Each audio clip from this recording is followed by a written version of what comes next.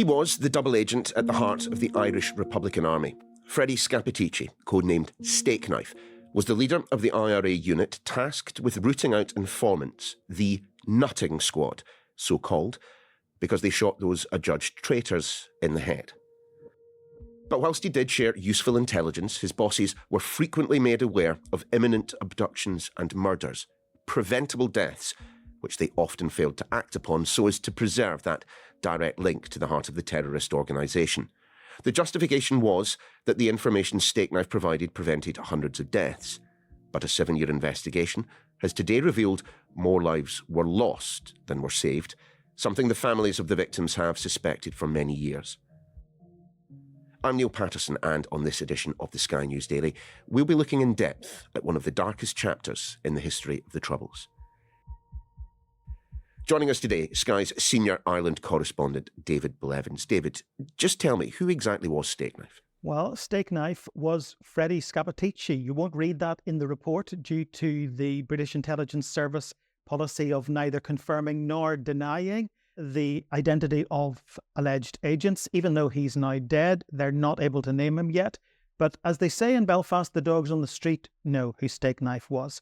He was the son of Italian parents who moved to Belfast in the 1940s. At one stage, Fred Scappaticci was a very talented footballer, had trials with Manchester City and Nottingham Forest, eventually ended back here in West Belfast, where he joined the ranks of the IRA and was for a period of time interred without trial alongside other suspects, including Gerry Adams, who went on to become Sinn Féin president, of course, for 35 years. Many believe it was during that period of internment without trial that he was recruited to become an agent for the British Army. And through the process of that recruitment, British intelligence believed that they had found themselves a very, very useful asset. This story is one that you couldn't really make up. If it was fictional, we would say it was far-fetched. He was the enforcer to some extent, identifying and torturing and ultimately murdering alleged informants within the ranks of the IRA. But he himself was the most prized informant of British intelligence. There are various accounts of how he came to be recruited. Some suggest he walked into a police station to retaliate after he was beaten up by a senior IRA figure over an alleged marital affair. Some suggest that it was money that brought him across to the other side. He was paid a reported £80,000 a year by his handlers. But whatever the reason for it was, he became what they described as the goose that laid the golden egg because of the calibre of the information he was provided. One former army commanding officer in Northern Ireland said he had saved hundreds upon hundreds of lives. But in this report, John Boucher, who has written the 200-page document for Operation Kenova, describes that as a fable and a fairy tale and says he actually resulted in more lives being lost than saved. Claims that he was responsible for saving countless or hundreds of lives are hugely exaggerated. Most importantly, these claims belie the fact that Stakeknife was himself involved in very serious and wholly unjustifiable criminality whilst operating as an agent, including murders. Kenova has recovered and reviewed some 90% of the written intelligence reports attributable to him. And my estimate of the number of lives saved in reliance on this information is between high single figures and low double figures, and nowhere near hundreds. So presumably, in his role as a head of the Traitor squad, the nutting squad, he would have had advanced knowledge of those who were to be abducted, those who were to ultimately be tortured and murdered. And that information was often relayed, wasn't it, to his masters in British intelligence? And that, I think, takes us to the heart of this scandal, because it shines a light on that period of history we describe as the Dirty War between the IRA and British intelligence. The so-called nutting squad is considered responsible for somewhere in the region of 35 deaths during the Troubles. Freddie Scappaticci himself was linked to some 18 murders, but of course he never faced trial for them, and he's taken many of his secrets to the grave. He initially denied, of course, that he was Stakeknife, that he was an informant, but very quickly departed Belfast and entered the witness protection programme in the north of England. And so I'm not sure we'll ever get to the bottom of exactly what his role was. But it was a dual role, working within the IRA, providing information to British intelligence. And I think what this report does is beg the question, how many times did British intelligence turn a blind eye to murder for the sake of its own cause? What we do know of Freddie Scappaticci, of Stakeknife, are some of the details of the crimes that were committed, the brutality that was often meted out, and on occasion to people who were entirely innocent. The families of those who were murdered have found this incredibly difficult.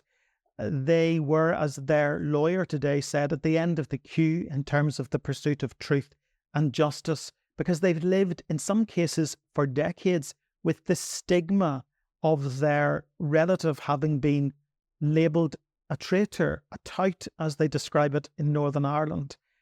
I spoke to a woman who has been working very closely as a counsellor with 20 of those families, and she says it is one thing to be murdered by the other side, by the enemy, because then your own community rallies around you and supports you. But when you're murdered by your own, then no one comes to knock your door and offer support.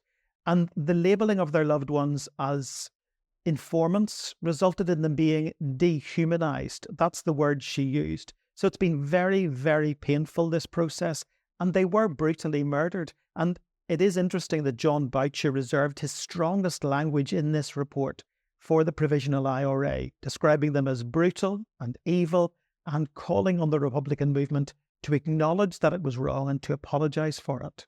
I mean, Dave, you've been covering and reporting on Stakeknife for many a year. It's a story that I've been personally kind of following for a long, long time as well. When you think of the victims, those who lost their lives, I imagine that there are probably a couple who leap instantly to mind. For me, Caroline Morland, that mother of three who was held for an extended period of time. Hers is a name I won't be forgetting in a hurry. Yes, and they were not just murdered. In many cases, they were kidnapped, held in a darkened room for days. They were held in a way that would attempt to seek a confession from them. Sometimes they did confess, but in many cases they didn't. And sometimes they were actually told they were being released, only to have a bullet put in the back of their head a few minutes later. The stories are horrendous of that period of time.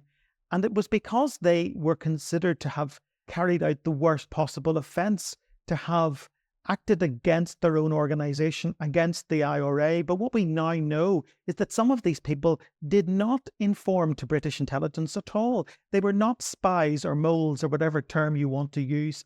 They were people who perhaps were coming very close to unmasking Freddie Scappaticci as the agent codenamed Stakeknife, and that may have been the reason they died. It was to protect him, and that's why there are so many questions still around how British intelligence operated in Northern Ireland during the period of time that we call the Troubles. But I think the big question in all of this is not just about what happened in the past in Northern Ireland, but about what is happening today. Are these tactics still being used by British intelligence in other parts of the world today? I asked John Boucher that. He said, lots had changed. There was now a framework that didn't exist in Northern Ireland back in the dark days. He said he hoped these were not tactics being used now, but stopped short there. Take us back, though, to the time of the Troubles, David.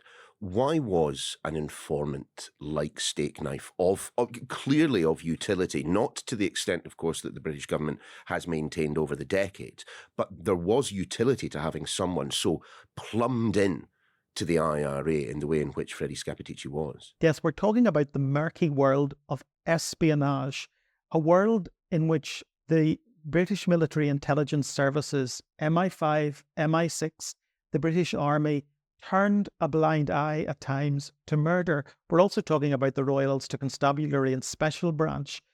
They considered the information provided by some of these people to be so valuable that it was sparing hundreds of lives.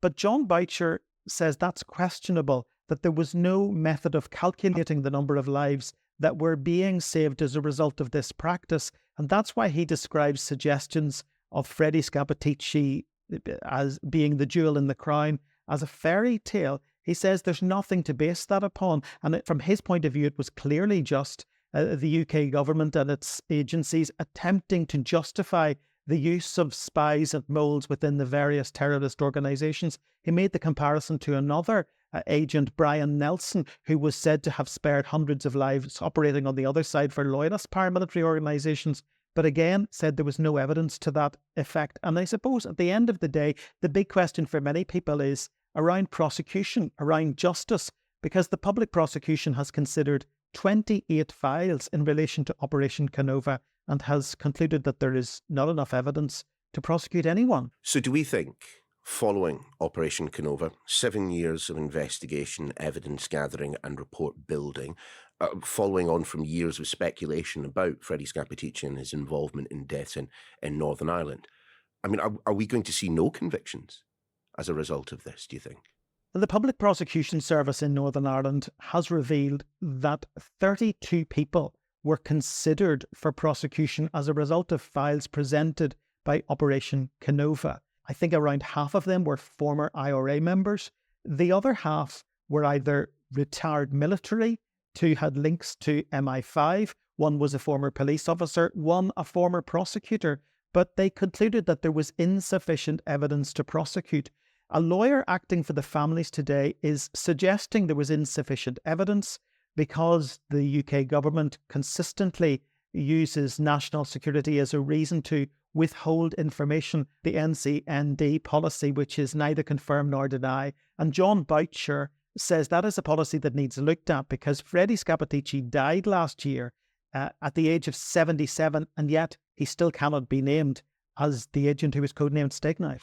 I mean, none of which is to say that over the course of the Troubles, there was not useful intelligence provided by agents and their handlers, that they didn't perform a useful and indeed positive function. That will not be enough for the families themselves.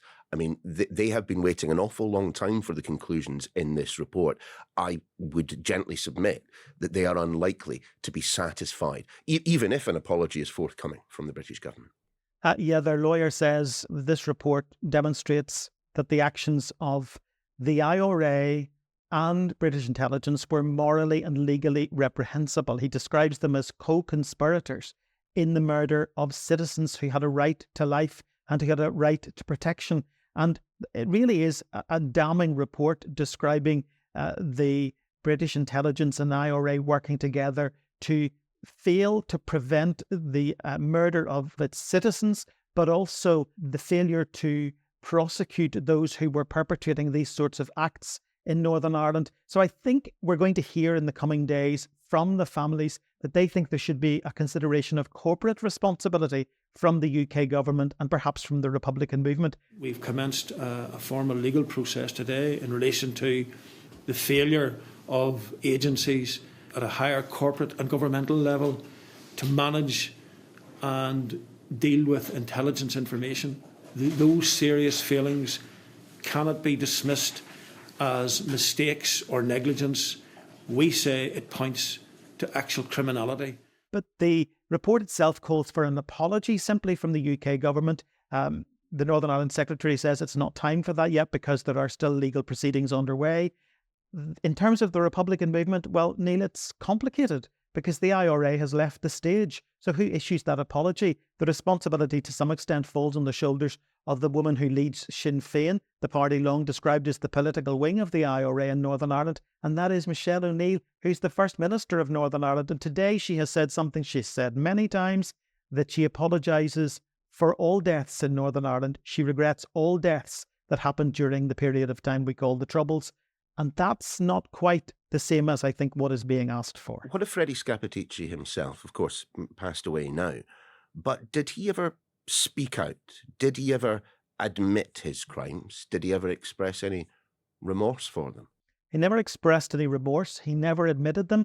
In fact, he briefly tried to ride out the storm when he was unmasked by a journalist and by a man who uses the pseudonym Martin Ingram. And Martin Ingram was able to unmask him because he himself had been part of that Force Research Unit, another agent, and of course he had been a man who was operating within the internal security unit of the IRA, the so-called Nutting Squad. And that's why we can say, without any fear of contradiction, that Freddie Scappaticci was the agent codenamed Stakeknife.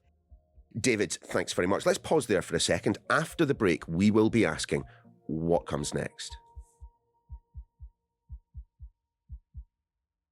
Welcome back. With Operation Kenova having judged that more lives were lost than saved, thanks to Stakeknife, undoubtedly there will be plenty looking for justice, not least the families of those who lost their lives at the hands of the Nutting Squad.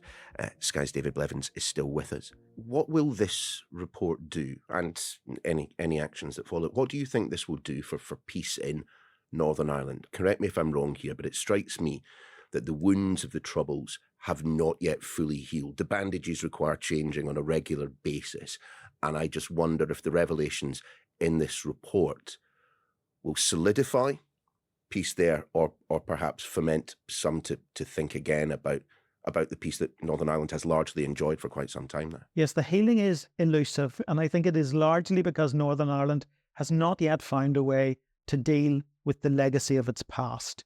We know that the UK government has published a bill that would seek to prohibit the prosecution of veterans who served here for alleged historical offences. That has not gone down well with victims on either side, because it doesn't just grant immunity to former soldiers, but it grants immunity to former terrorists. And the Irish government has taken the UK government to the European Court of Human Rights for the first time in 52 years over that piece of legislation. It's very clear from this report today that John Boucher, who was the head of Operation Kenova until he became Chief Constable in Northern Ireland last autumn, feels there needs to be more transparency. It's time to stop using national security as a reason. It's time to stop employing all of these different tactics that prevent people from hearing the truth about the loss of their loved ones. There's been some suggestion that we could adopt a South African type of approach where people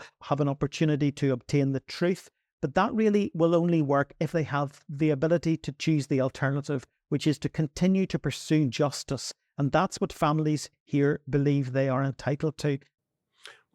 What about you, David? I mean, we've often talked about the Troubles and the history of Northern Ireland. And, you know, me growing up on the west coast of Scotland, we knew a thing or two about sectarianism and indeed about the terrorism that took place. You lived there.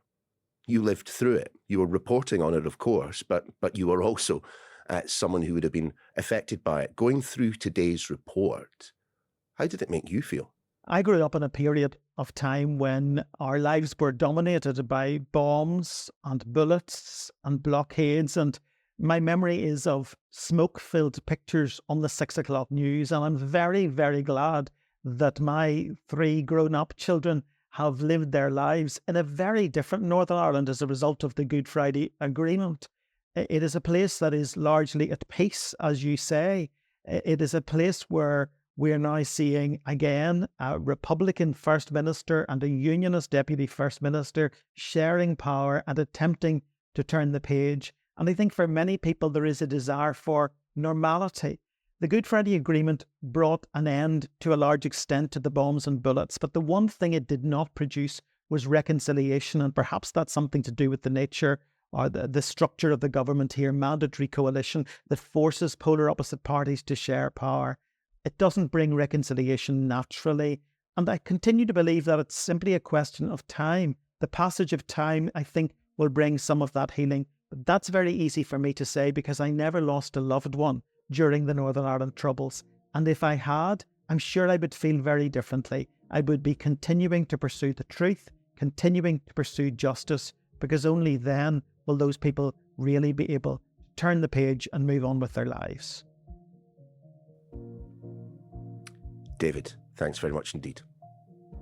For decades, the state has maintained that Scappaticci was not just a useful asset, but a vital one, that he was the golden goose that kept on laying, that hundreds of lives were saved. Instead, more were lost than saved by looking the other way.